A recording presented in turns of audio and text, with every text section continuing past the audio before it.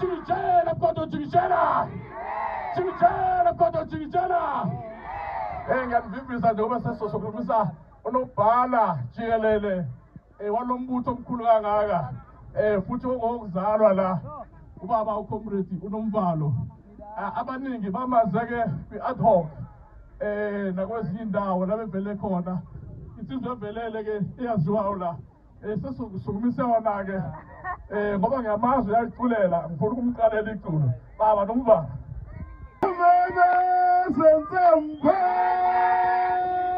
etume madebe Iole tanye sompan Iole bangusatan Ukedeyisegisa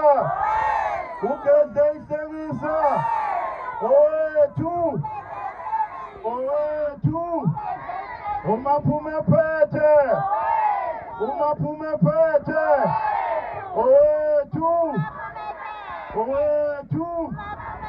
Long live President Zuma, long live! Long live President Zuma, long live! Amandla! Siyabonga comrades, sibingelele ubuholi bonke obukhona ngokwey'gaba zabo. Siphinde sisho sithi si-MK Party sithokozile izolo uma bememezela ukuthi ukhethe lomasipala basekhaya luzoba ngomhla ka-4 November.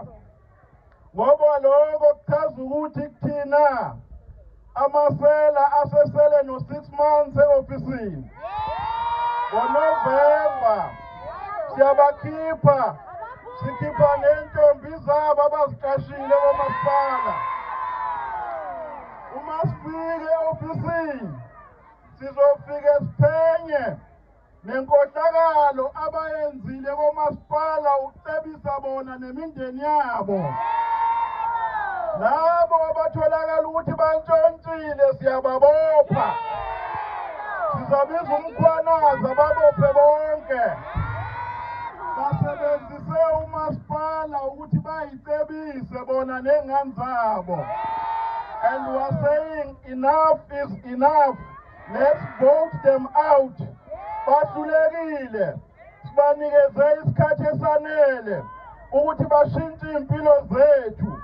Kodwa endaweni yokuthi benze lokho bayakhohlwa yithi uma sesibakhethile. Bakhumbulane bodwa nabangani babo. That is why besebenzisa amathenda ukunika abangani babo nokunika intombi zabo. Kodwa ke siyazi ukuthi corruption bayifunda phezulu kwikomkhulu le-ANC. Ngoba upresident wabo isela elatholakala nemali kumatrust.